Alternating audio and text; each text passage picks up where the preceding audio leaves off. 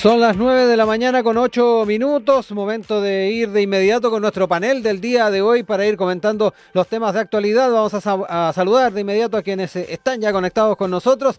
Daniela Barrera, vicepresidenta de la Mujer del Partido por la Democracia, ya está junto a nosotros. ¿Cómo estás, Daniela? Buen día. Hola Rodrigo, ¿cómo estás? Muy bien, gracias por acompañarnos, además en esta jornada en que vamos a estar tratando distintos temas, también con el director corporativo del Instituto Red Pública, Patrick Poblete, que se suma además a nuestros paneles. ¿Cómo estás, Patrick?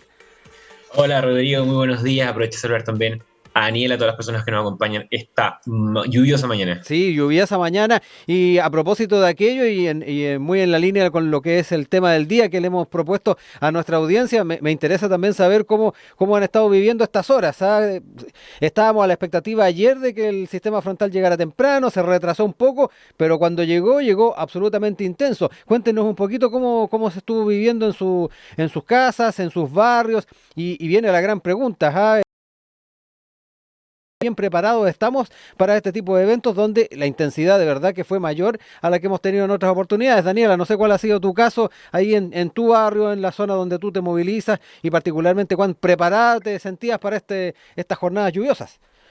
Oye, mira Rodrigo, yo vivo en la comuna de Peñalolén Ujú. y trabajo en la comuna de Los Bravos, Ujú. así que me muevo por todo Santiago. Hoy día, al menos en el trayecto, no vi grandes problemas, pero sí me gustaría enviar un saludo Sí. a todos los compañeros de las regiones de O'Higgins, El Maule, Ñuble y Biobío, que sé que están con Mm. muchos problemas, sobre todo en O'Higgins y Maule, donde las calles son ríos, donde acaban de pasar esta situación hace 2 meses, estaban recién. La región del Biobío está atenta al TECES. Entonces eso ya hace que se extremen las estrategias en cuanto a estos temas de catástrofe. Exacto. Entonces eso, mandarle un saludo a las regiones más afectadas. Ahí nos encontramos con la forma en que nos tenemos que replantear también nuestro día a día. Ayer conversábamos además con un experto en agricultura, donde también viene el gran tema de qué tipo de cultivos vamos a tener, en qué zonas del país se van a desarrollar. Esta situación muy vinculada al cambio climático, Patrick, también nos invita a replantearnos la forma en que vamos a enfrentar los inviernos y a propósito de lo que está pasando en el hemisferio norte, también los veranos. De verdad que se vienen de una u otra manera desafíos reales para toda la ciudadanía. Sí, eso mismo te iba a comentar, Rodrigo. Yo bueno, como buen santiaguino, eh, yo vivo en la comuna de Ñuñoa y yo creo que es una opinión preparación. Obviamente hoy hay calles que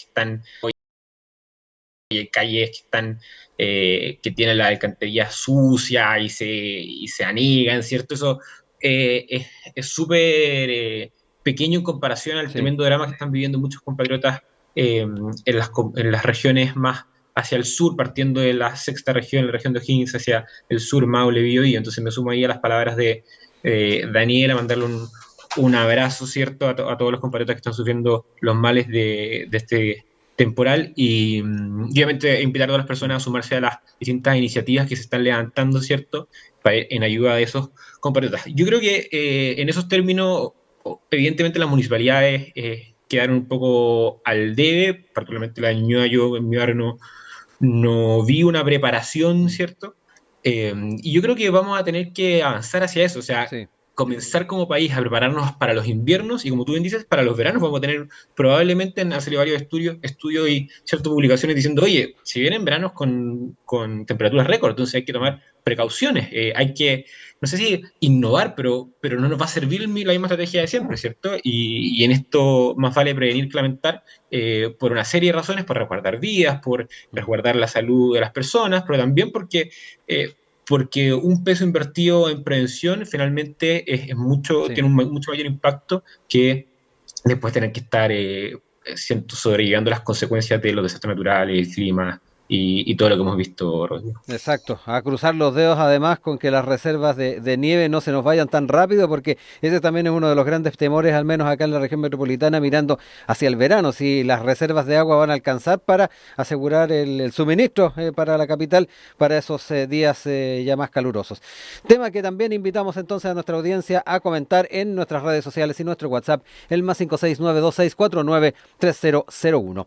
Vamos a los temas que tenemos propuestos para conversar con ustedes y nos quedamos con el trabajo del Consejo Constitucional y particularmente las expectativas que se están generando en torno ya a la votación de las enmiendas de proceso que ya está por empezarse la próxima semana, votación de indicaciones además en el Consejo y que ya está también teniendo algunos encontrones, por decirlo de alguna manera, entre los sectores que se representan en el Consejo. Esto a la luz del tenor de algunas enmiendas que vienen desde la oposición, pero además la necesidad que han planteado desde el oficialismo de establecer ciertas líneas rojas que no se traspasen a la hora de pensar en el proyecto constitucional que vamos a estar votando a fin de año. El tema, por ejemplo, de la Corte Constitucional, la instancia que va a reemplazar el Tribunal Constitucional, no ha estado exento de polémicas. También algunas enmiendas que ya desde hace bastante tiempo, y lo hemos comentado incluso en alguna oportunidad con Daniela en anteriores paneles, también han generado las alertas, por ejemplo, lo vinculado a derechos sexuales y reproductivos. Ahí también integrantes del oficialismo han hecho ver la necesidad. Palabra, no me extiendo más. Daniela, abro contigo entonces la discusión de este tema, porque me imagino que también ahí hay aprensiones de tu parte. Sí, mira, yo creo que primero recalcar que el proceso de negociación entre el sector de republicanos y la izquierda está, yo diría, en un punto muerto. Y yo creo que esto no es azaroso. Yo creo que ha pasado mucho tiempo, ya la próxima semana se comienzan a votar las enmiendas y yo creo que esto obedece a una estrategia en donde se han buscado, ahí veíamos en la tercera sale este artículo en donde el lunes se juntan a conversar de los distintos sectores acerca de lo que planteabas tú, que son las enmiendas que son las líneas rojas de cada sector. Sin embargo, yo no veo que haya una voluntad de acuerdo en el fondo donde sea una voluntad recíproca. Yo creo que lo que se está esperando es llevar a extremar en el tema del tiempo para que la izquierda tenga que aceptar la postura de republicano, en donde ya vimos que la presidenta del Consejo dijo que en el fondo ellos lo que quieren hacer es plantear su identidad en la Constitución en base de un rédito electoral que es circunstancial. Entonces, eso a mí me preocupa. Me preocupa porque siento que con las enmiendas, o sea, más que pienso revisando las enmiendas, que es una propuesta constitucional en donde no cabemos todas y todos. Y muestra de esto fue el lunes. Nos reunimos las mujeres oficialistas afuera del Congreso, además organizaciones sociales y funcionales, para plantear nuestra preocupación hacia el retroceso de los derechos de las mujeres que hemos conseguido en una lucha histórica, que es una lucha que ya está más que fundamental, o como tú decías, lo hemos hablado, ya hemos visto que hay investigaciones que plantean la brecha de las mujeres en la política, ya conseguimos plantear el aborto en 3 causales y tenemos enmiendas que lo que quieren es dificultar que sea constitucional una lucha que ya se consiguió. Entonces, ¿qué veo yo? Yo veo una estrategia política reflejada en este trabajo constitucional de los sectores conservadores, como es el sector de republicanos, y también me gustaría plantear la gran responsabilidad que tiene Chile Vamos acá.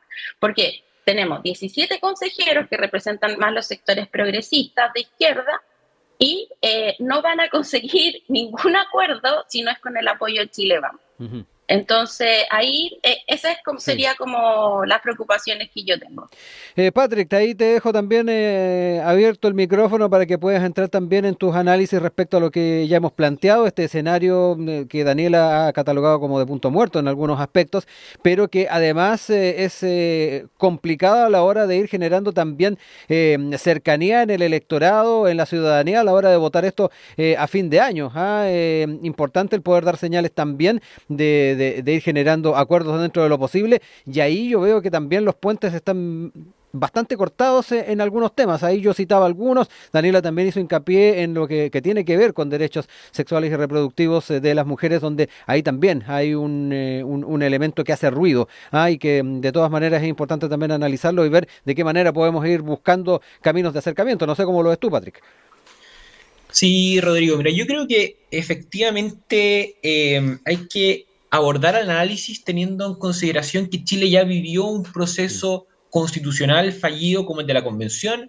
Ahí se pasó al limpio, se rescataron experiencias, y yo creo que cuando uno ve el funcionamiento del actual Consejo Constitucional se nota que no es el primer intento, eh, y se nota que está el interés por diferenciarse en la forma y en la manera que se lleva este proceso del proceso anterior. Entonces, un poco de la intervención de Daniela me llama la atención como un poco se dan vueltas los papeles, porque durante la Convención Constitucional uno veía efectivamente a los sectores de la centroderecha y la derecha disminuidos, ¿cierto? No llegaban al tercio, no llegaban a la cantidad de votos suficiente para poder concurrir, por ejemplo, a la Corte Suprema para poder levantar, ¿cierto?, una queja. O sea, eran en términos normativos bien irrelevantes en el fondo, en la lógica de poder marcar la pauta.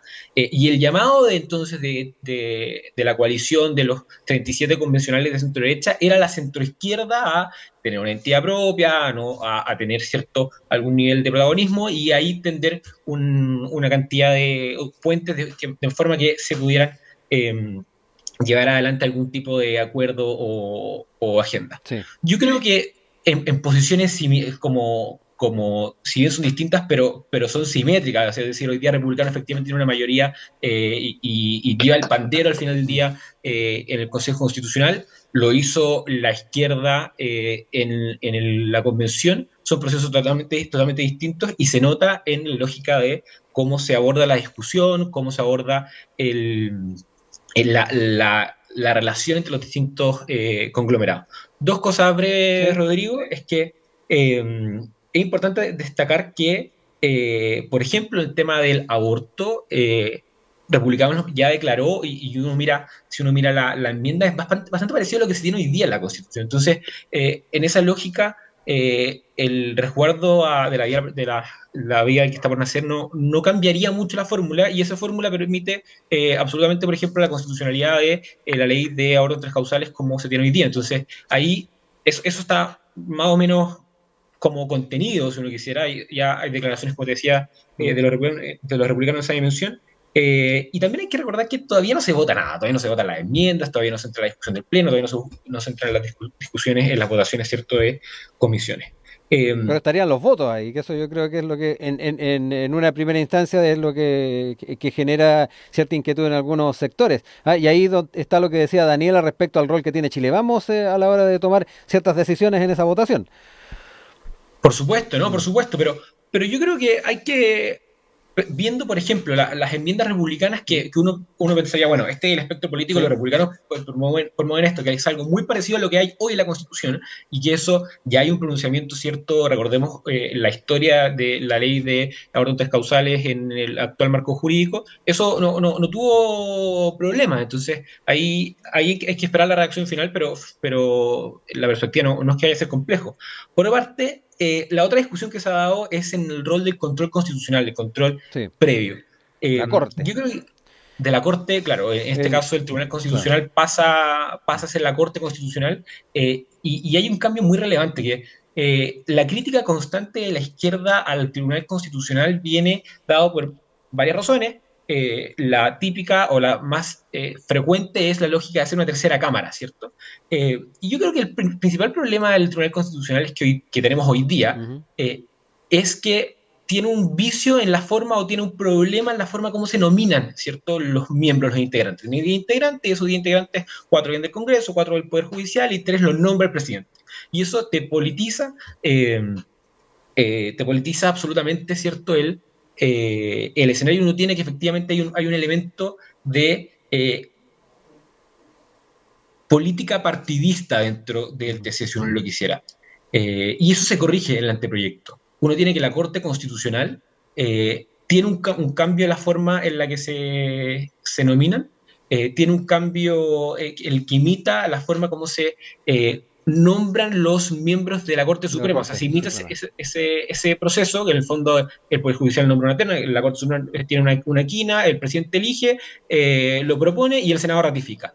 Y eso te limita, ¿cierto?, de alguna forma, la representación de las fuerzas políticas partidistas en esta Corte Constitucional, y eso te elimina un poco el vicio posible, ¿cierto? Esta discusión de si se representa como tercera cámara, como cámara legisladora, eh, y ahí de alguna Sí. forma eso se corrige en el anteproyecto. Lo relevante es que se releve el rol del control constitucional, ¿cierto? En la lógica de que no tengamos en un Congreso futuro, en el caso, bueno, en un Congreso futuro, la tramitación, ¿cierto?, de leyes que pueden ser ciertamente Claro. inconstitucionales, ¿no? Daniela, te dejo la palabra para tocar algunos de los temas que planteaba recién Patrick. Él aludía a la figura constitucional actual del derecho a la vida. Dice que no cambia demasiado en la propuesta si es que se llega a sacar adelante, obviamente, la enmienda planteada por republicanos. Te dejo la palabra porque me imagino que ahí tienes algo que decir. Sí, lo que yo observo es llevar una discusión que tiene que ver con principios Ujú. legislativos hacia la práctica y los mecanismos legislativos. Y a mí me llama mucho la atención cuando escucho esto de, oye, si el aborto va a quedar más o menos igual. Nosotros no estamos hablando de que las mujeres quieran abortar y les queramos dar el paso a eso. Estamos hablando de que las mujeres abortan en Chile. Y los sectores más populares son los más damnificados, porque como lo hablábamos en el otro programa, las personas que tienen plata en este país abortan en clínicas y se hacen operaciones, como dijo muy bien Elia Molina en su momento, de apéndice. Y las mujeres que no tienen plata llegan a consultorio porque consumen drogas adquiridas ilícitamente. Entonces, las mujeres mueren en este país porque abortan.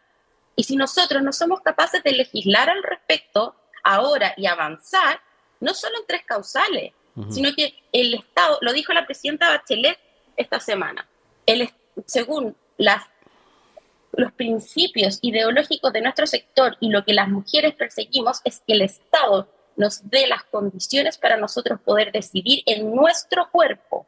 Y tenemos a hombres legislando acerca de nuestro derecho y de cómo podemos decidir sobre nuestro cuerpo, nuestras convicciones religiosas, ideológicas y sobre nuestra realidad. Lo mismo pienso respecto del tema de esta figura del Tribunal Constitucional, porque en el fondo estamos anteponiendo una figura que puede incidir en el contenido de una ley. Y tenemos un órgano que es democrático, que es quien está facultado para incidir en esa ley.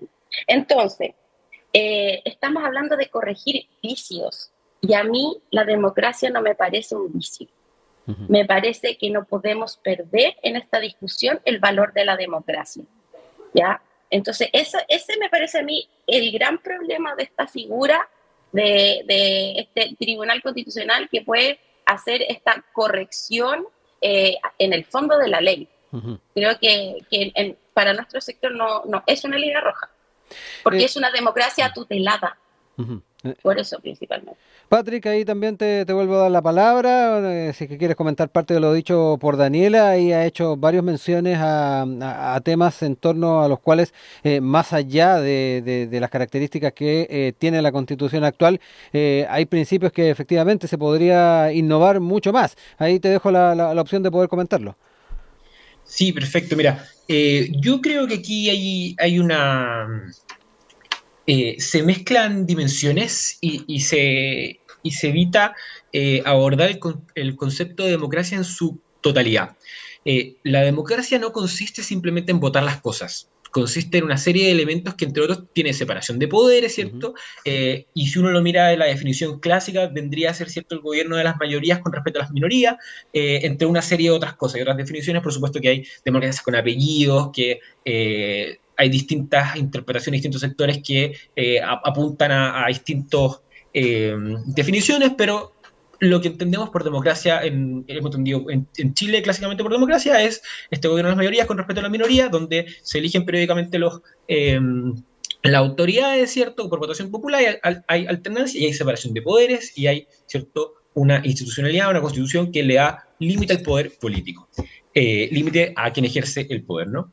Esto es importante destacar en el fondo, diferenciar la función misma del actor particular. Yo partí comentando que frente a la crítica tradicional de la izquierda de que el Tribunal Constitucional es una tercera cámara, existe o podría existir un vicio en la lógica de su conformación, ¿cierto? Que se replica un poco los balances de partidistas, ¿cierto? Al interior del Tribunal Constitucional. Eso en el anteproyecto vendría corregido en la Corte Constitucional, Sí, ¿no? perdón, Patrick, además hay un tema vinculado también a la cantidad de consejeros o integrantes de la Corte, donde también se va al tema de la cantidad impar, que corrige un poco también el tema del voto dirimente de la presidencia del Tribunal Constitucional. Así es, sí, sí, sí, así es. Yo antes comentaba que Mm, son 10 en el Tribunal Constitucional que mm, se nominan, ahí claro, ajusté la cifra, 4 del Congreso, 3 del Poder Judicial y mm, 3 del Presidente, y ya pasan a ser 9, ¿no? claro. Y se eligen en este formato imitando la Corte Suprema. Pero hay una cuestión que es importante, para entender un poco el diagramar. El control constitucional existe en el preventivo y en el previo, y en el previo existe esta lógica de el fondo o la forma. La forma es que, oye, no se hayan presentado cosas Ujú, que tenían, por ejemplo, iniciativa exclusiva. Que ahí pues, uno podría usar el ejemplo de retiro, ¿cierto? Como este sí. tipo de políticas que están en el límite o que uno dice, bueno, esto es abiertamente inconstitucional, otro dice, no, mira, no, el Tribunal Constitucional no lo declaró inconstitucional, entonces está ahí en el límite, ¿cierto? Por ser materia de Mm, en teoría, exclusión iniciativa del presidente por ser sobre seguridad social. Eh, pero la lógica de que porque uno puede, existe un órgano que durante el proceso legislativo dice, oye, ojo, que en el fondo la idea matriz en términos legislativos de este proyecto de ley contraviene algún punto de la Constitución, eso tiene todo sentido porque ¿cómo vamos a tener al Poder Legislativo utilizando tiempo, recursos y validando una discusión que es abiertamente constitucional? O sea, ¿qué pasa si un proyecto de ley, nosotros todos sabemos que hay proyectos de ley mm. que demoran años en su tramitación, que muchas veces se presentan, ¿cierto?, por distintas bancadas, hay que refundirlo de un proceso y después de 2, 3, 5 años de legislación dice, oye, no, es que es inconstitucional. Bueno, no podría haber hecho 5 años atrás. Ese es el sentido del Ujú. control previo en el fondo. Entonces, al final del día, es absolutamente necesario para él para efectivamente salvaguardar la Sí. institucionalidad y la democracia. Y eso no lo hace una democracia tutelada, por el contrario, hace que efectivamente estén las reglas del juego más claras y evitemos este Mm. muñequeo institucional que, a propósito también de la coyuntura, estamos 23 de agosto, ayer 22, ¿cierto? Se cumplen 50 años del pronunciamiento de la Cámara de Diputados sobre el gobierno de Salvador Allende, que fue tema ayer en la Cámara de Sí, Diputados. que lo vamos a tratar eh, también después. que lo vamos a tratar, y eso habla un poco de, oye, la importancia de que la institucionalidad no le ponga cota rápido, ¿cierto?, a aquellas cosas que se salen de la Constitución. Eso es Sí. muy relevante, Ujú. Rodrigo. Daniela, te dejo ahí tiempo para ir cerrando ideas de este tema. Sí, Después vamos retomando también lo que mira, ya planteaba Patrick. como si tú, algunas ideas para cerrar. La discusión legislativa sin duda que es importante. Este es un tema bien técnico, ya lo hemos Mm, dicho, un tema que a las personas les sí, cuesta un seguir poco porque se árido. pierde. Mm, Exacto. Yo creo que Chile tiene un cuerpo legal bastante fuerte. Creo que si bien los tribunales constitucionales tienen un tinte político, esto no tiene que ver con los nombramientos, tiene que ver con que la constitución es un tema político, ¿ya? Y no lo veo algo malo, no veo por qué tenemos que corregir sobre corregir, controlar sobre controlar la democracia. Yo tengo, o sea, no, yo y mi sector ujú. tenemos plena fe en los órganos elegidos democráticamente, como es la Cámara de Diputados y como es el Senado, y como son también los nombramientos judiciales. Entonces, creo que no vemos la necesidad, y más allá vemos un riesgo en esto de que haya otro órgano que pueda intervenir en el fondo de las leyes. Patrick, también cerremos ideas en torno a este tema antes de ir a una breve pausa y después tomar el otro tema. Perfecto. No, mira, yo creo que que hay una cuestión muy clara, que es que hay que comprender que la democracia trata de que cada quien haga lo que le corresponde y no más que aquello, ojo, que no se arrogue otros poderes. Que no se... Entonces, efectivamente, si uno tuviera el Tribunal Constitucional actual arrogándose poderes que no le corresponden, es un problema, eso hay que corregirlo. Y yo creo que en el anteproyecto se corrige, eso me parece bien. Por aparte, tener alguna dificultad, hay elementos que no se pueden dejar al azar. La democracia también trata de salvaguardar garantías constitucionales, derechos fundamentales, que eso no puede quedar simplemente al manejo de mayorías circunstanciales. O sea, Daniela lo comentaba respecto a la mayoría de los republicanos en el Consejo Constitucional, como mira, esto no puede quedar simplemente por la mayoría de los republicanos en el Consejo. Bueno, entonces también sucede que en el Congreso, que es otro órgano colegiado del Poder Legislativo, no puede pasar que las garantías constitucionales pudieran verse afectadas por una mayoría circunstancial sin que haya un juez, un árbitro que diga, oye, ojo, aquí se están vulnerando las garantías constitucionales de las personas. Eso también es central en la democracia. Si cosas como la libertad de prensa, libertad de reunión, derechos absolutamente fundamentales, obviamente que tienen que salvaguardarse y resguardarse. Y ese es el rol de una Corte Constitucional. Entonces, al final del día, si uno tuviera, por ejemplo, a parlamentarios avanzando en proyectos que pudieran contravenir estas garantías constitucionales, es de absoluta relevancia que haya un elemento de la institucionalidad, que no es un grupo distinto, no es un grupo armado por el presidente, ¿cierto? A dedo, no un proceso así como extraño, es parte de la institucionalidad que está definido, tiene contrapeso, que tiene en su nombramiento, ¿cierto?, los tres poderes del Estado. O sea, es parte de la institucionalidad que dice, ojo, este es el elemento de la institucionalidad que va a salvaguardar las garantías fundamentales de todos los chilenos. Entonces me parece que es absolutamente clave, fundamental para poder salvaguardar y robustecer nuestra democracia, don Rodrigo.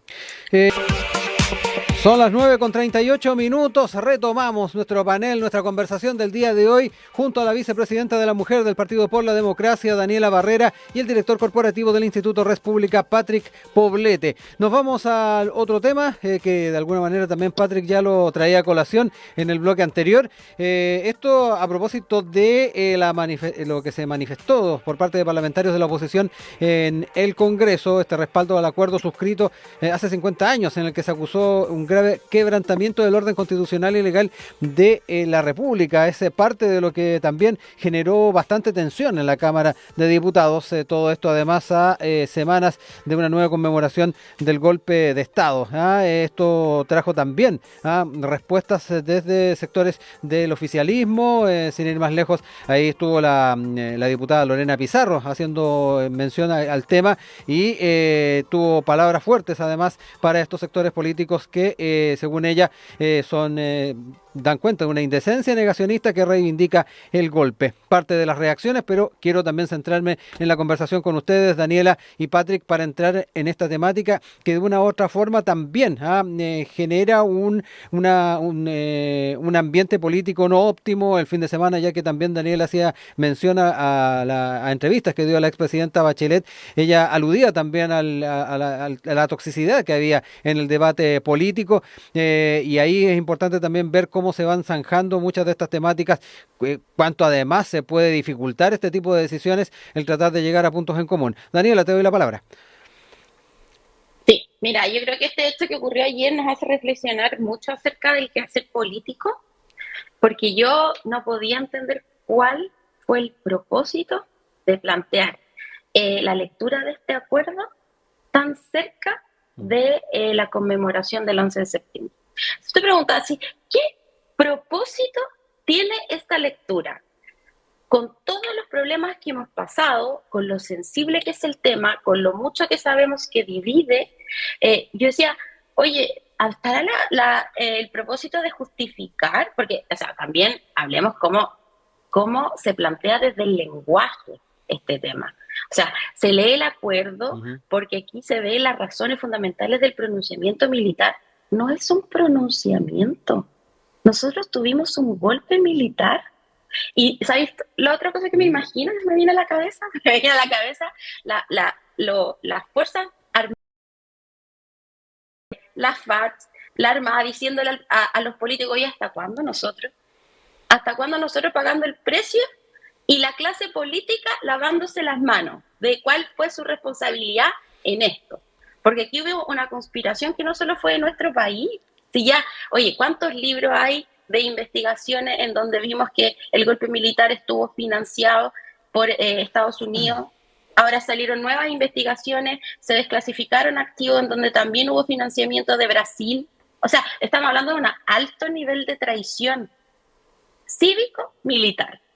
Entonces, ocurre esto de leer este acuerdo que dice que en el fondo se estuvieron, no me acuerdo cuál habían acciones que no eran constitucionales, entonces por ende se justifica aquí todo el tema del pronunciamiento militar. Y de las muertes, o sea, ¿cuál es el propósito? ¿Justificar el golpe militar? Eso es inaceptable y por supuesto que va a generar un conflicto. O sea, no hay que ser como muy inteligente para ver cuáles van a ser las consecuencias de una actuación. Entonces, yo me preguntaría eso. Para cerrar, Rodrigo, respecto del hacer y de la gestión política. Si en contra de la violencia en la política, pero busco la justificación en las circunstancias para justificar violaciones a los derechos humanos, tortura, matanza en nuestro país, traición, sublevación de las Fuerzas Armadas en el Poder Ejecutivo. Entonces, ¿realmente estoy en contra de la violencia en la política? Ese sería mi cuestionamiento. Patrick, hablemos un poco también del tenor de lo que fue esta votación que se hizo de este acuerdo y tomando en cuenta varios de los puntos que planteaba recién Daniela. Uno de ellos tiene que ver con el timing en que se plantea esto a pocas semanas de la conmemoración del golpe de Estado. Y lo último que planteaba, línea de tratar de apuntar a su vez a una discusión, a un debate político con altura de miras, dejando de lado la violencia, en cuanto también puede afectar ello decisiones como las que se tomaron el día de ayer. No, claro, de todas maneras, mira, respondiendo a algunas preguntas de las que plantea Daniela, ¿por qué ayer? Bueno, porque ayer se cumplían 50 años. Ayer fue 22 de agosto de 2023, 50 años desde la declaración del 22 de agosto de 1973. La democracia hay que resguardarla, hay que cuidarla, hay que protegerla, hay que trabajarla, no es gratuita, no se da por sentado, a veces está mejor, a veces está peor, hay ranking que miden, ¿cierto? La democracia en Chile, que en general ahí ha estado bastante bien del 90 a la fecha, y en el fondo eso hay que trabajarlo, ¿cierto? Y me parece absolutamente fundamental recordar y traer, sobre todo en tiempos de polarización, en tiempos en los que estamos discutiendo también sobre nuestro ordenamiento institucional, aquellas cosas que pusieron en jaque nuestra democracia. Hay un elemento clave. Si alguien plantea que el 10 de septiembre de 1973 Chile vivía en un ambiente de paz y democracia plena, de pleno respeto a las garantías constitucionales, y que de repente el 11 eso se quebró sin previo aviso, eso sería faltar a la verdad o carencia de, cierto, de hechos históricos, ¿no? Entonces, yo creo que es importante en este proceso también de conmemoración entender, ¿cierto?, el contexto que nos llevó a tal punto de crisis. Y siguiendo con algunos elementos que comenta Daniela, y a mí me parece también fundamental entender el rol del medio internacional en toda la crisis, y todo el desarrollo, ¿cierto?, de la crisis de la democracia en Chile, todo lo que pasa, por ejemplo, con Frei Montalva, que hay mucha documentación respecto al apoyo y el financiamiento de que no tenemos, o de aquella cosa que no tenemos tantos antecedentes, es el rol, por ejemplo, de Cuba, porque lo que hace Estados Unidos es muy notable. Desclasifican documentos, ellos no te dicen, mira, vamos a hacer nosotros una versión, vamos a dar una declaración sobre el rol de Estados Unidos en la época, y ellos tratan de... No. te pasan el documento de la época, lo liberan, y eso es muy propio de una democracia y es muy notable, y eso hay que reconocérselo y agradecerlo. Ojalá nosotros como chilenos tengamos acceso a toda la información disponible. El problema es que, por ejemplo, Cuba, al ser un régimen totalitario, dictatorial, no tiene esa posibilidad, no desclasifica documentos. Entonces sabemos poco respecto al rol de Cuba. Sí hay muchos elementos, por ejemplo, en libros, en declaraciones y se habla, por ejemplo, de entrevistas también, que eran personas ligadas a la Unidad Popular, en cuanto al rol de Cuba, al financiamiento, a las armas, a la instrucción militar, el rol también que es evidente, o sea, Allende va el 67 a la ola, ¿cierto?, en La Habana, y a la vuelta, meses después, el Partido Socialista en el Congreso de Chillán en 1967 también declara, por ejemplo, la vía armada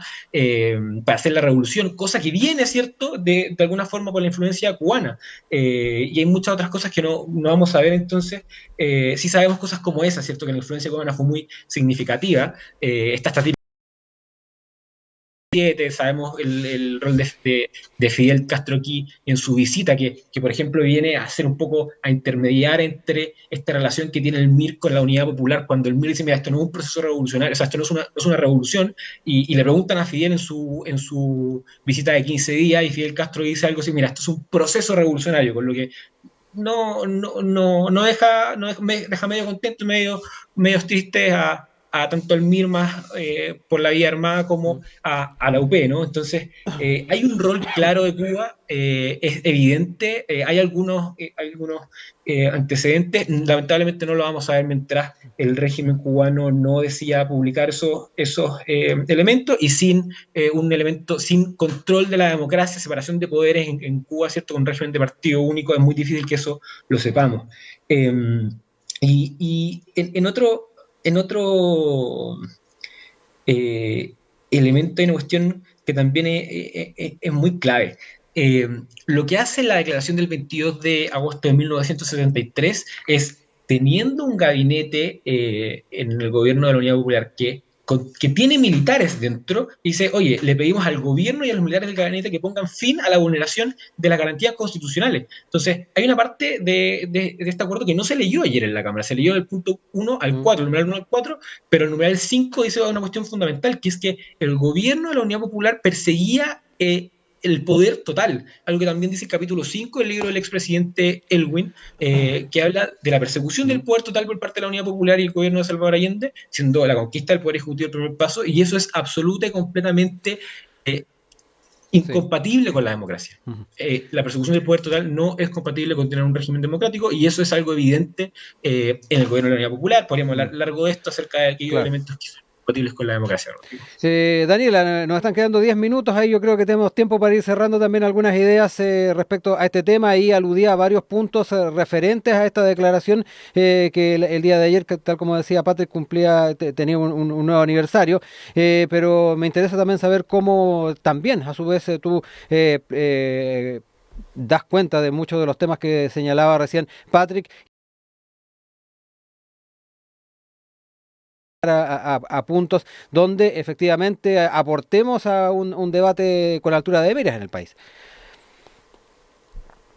Estás muteada, parece, Daniela, no te escucho. Ahí sí, me escucho. Sí. Aquí haría dos diferencias. Uno, en el hecho concreto de la lectura, y otro, en el gesto político que significó ayer. ¿Ya? Porque detrás de los hechos concretos, y los políticos lo saben, hay gestos que son políticos y que tienen una finalidad, tienen un para qué. Buscan lograr algo. ¿Ya? Entonces, como primera cosa que me ocurrió de leer este acuerdo, no es aceptable para nuestro sector, básicamente porque es una provocación que afecta la fraternidad en política. ¿Ya? Eso como primera cosa del hecho concreto. Y la pregunta es, ¿para qué se lee? ¿Para qué? ¿En qué aporta esto a la relación que hay ahora con lo que estábamos llegando a la conmemoración de los 50 años, con todos los conflictos que ha habido? ¿En qué aporta?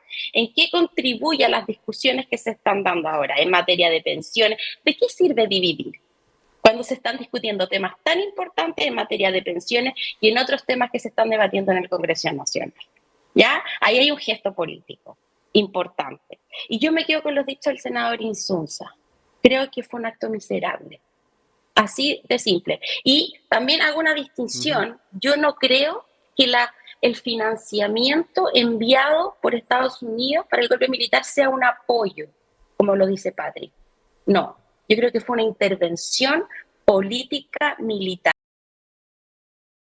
Y fue porque, por ejemplo, y aquí siempre hablamos de libros. Yo quiero recomendar 2 libros acá, bien importantes. Pinochet desclasificado, donde están los documentos del gobierno de Nixon, y Allende, investigación periodística también de documentos desclasificados de Patricia Verdugo, donde nosotros podemos encontrar el documento en donde se instruye el asesinato del general Schneider, general constitucionalista. Entonces, yo no creo, y se mandan los recursos, en donde se dice, en frases de Nixon, que hay que hacer aullar la economía chilena, y que se disponen $10 millones de la época para desestabilizar la economía chilena. Yo no creo que eso sea un apoyo. Eso no creo. Patrick, también ahí para ir también cerrando ideas, importante también ir recogiendo parte de lo que señalaba Daniel en torno a la sintonía respecto al momento actual que estamos viviendo en nuestro país. Eso por un lado, y lo otro, ahí también habían unos alcances que hacía Daniela respecto a las características que tuvo el rol de Estados Unidos, del propio expresidente Nixon, en lo que pasó en nuestro país. 2 cosas para ir también a su vez cerrando. Sí, perfecto. Yo primero aclararle un punto a Daniela. Yo hablando del apoyo, hablaba del apoyo, como decía, a la elección del presidente Eduardo Frei Montalva, ¿no? No, ella supone que yo hablé del apoyo de Estados Unidos al golpe. Yo digo que hablé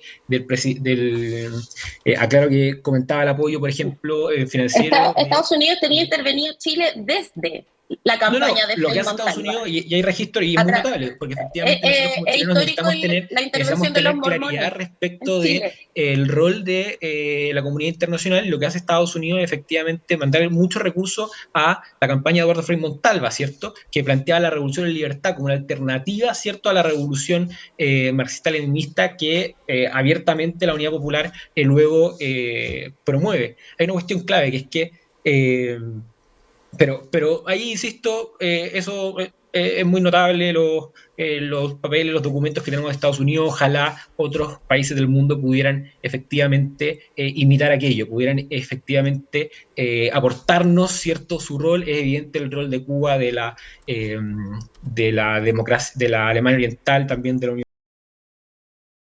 en Chile en esa época.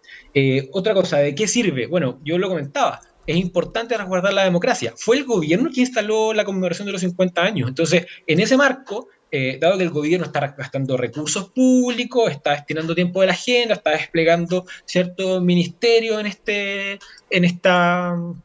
este tema, es importante aportar todos los antecedentes, y efectivamente el acuerdo del 22 de agosto de 1973 transmite muchos de esos elementos. Entonces, más que considerar un acto miserable o un acto que puede ser positivo o negativo, es muy relevante entender, ¿cierto?, qué cosas llevaron a resquebrajar a nuestra democracia, nuestra institucionalidad, que finalmente eso culmina con el golpe de Estado del 11 de septiembre.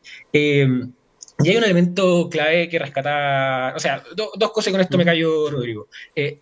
En la lógica de qué sirve, lo que hace el acuerdo del 22 de agosto de 1973, entre otras cosas, es enumerar en su numeral 10 algunas cosas que son aquellas violaciones a las garantías constitucionales cometidas por el gobierno de Salvador Allende. Y entre ellas hablan de violar el principio de igualdad ante la ley, atentar gravemente contra la libertad de expresión, clausurando ilegalmente diarios y radios, reprimir con violencia el ejercicio de derecho de reunión. O sea que hay una denuncia a la represión de la protesta, y una serie, bueno, aquí son muchos numerales, no vamos a nombrarlos todos. Recomiendo la lectura del número 10 el numeral número 10 de aquel acuerdo. Pero hay otro punto también que es muy relevante destacar de lo que sucede ayer, que es la respuesta del Partido Comunista. Es bien notable, porque es esperable el Partido Comunista que su respuesta sea decir: mira, vamos a eliminar este acuerdo, vamos a sacar una nueva, nos vamos a poner de acuerdo, vamos a votar aquí en la Cámara de Diputados, vamos a decir que esto se cancela, este acuerdo del 22 de agosto de 1963, casi como que no pasó. Y una práctica habitual del Partido Comunista, ¿cierto? Tratar de quizás borrar, meter bajo la alfombra, ¿cierto? Ocultar aquellas cosas que no son coherentes con la búsqueda de la instalación de un relato único, de una verdad única, histórica y revisada, haciendo revisionismo histórico. Entonces, eso es bastante esperable y yo creo que es lamentable si nosotros como queremos efectivamente aprender de los errores, aprender del desquebrajamiento institucional que vivió Chile desde el 70 en adelante, culminando, ¿cierto?, con el golpe de Estado del 73, esto es necesario entender todos los elementos y tratar de meter elementos debajo de la alfombra, esconderlos, me parece que es negativo. Nosotros tenemos que poder relevar en el debate todas aquellas cosas que son fundamentales y que nos van a dejar ciertas lecciones para el día de hoy. Hay límites que no se tienen que cruzar, y parte de esos límites están en este acuerdo, muchos otros límites están obviamente claros en esta materia. La violación de los derechos humanos nunca son tolerables y eso ha sido ampliamente condenado por el sector, por todos los sectores políticos. Eso yo creo que afortunadamente ha sido un avance, eso no está en duda. Y ahí hay una cuestión para cerrar clave. Nosotros nos estamos acercando a la fecha de los 50, a la conmemoración de los septiembre, a los 50 años de los septiembre. Sería un error intentar que esto fuera un tema con una visión única, dirigido por el gobierno, tratando de instalar una verdad oficial.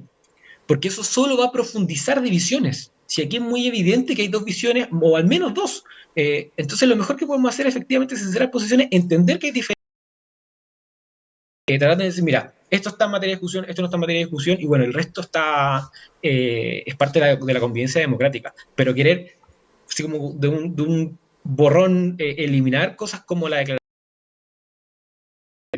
presumiendo que los legisladores actuales saben mejor que los legisladores de la época que convivieron con el gobierno de Allende lo que pasó, me parece también un acto como de soberbia quizás de parte de las bancadas oficialistas, Rodrigo.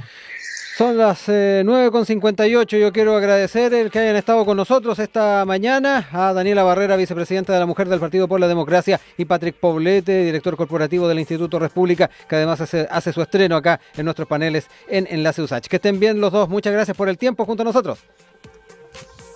Chao, gracias. Chao. Muchas gracias, nos vemos. Nosotros queremos invitarlos a escuchar más música, no sin antes recordarles que tenemos nuestro tema del día.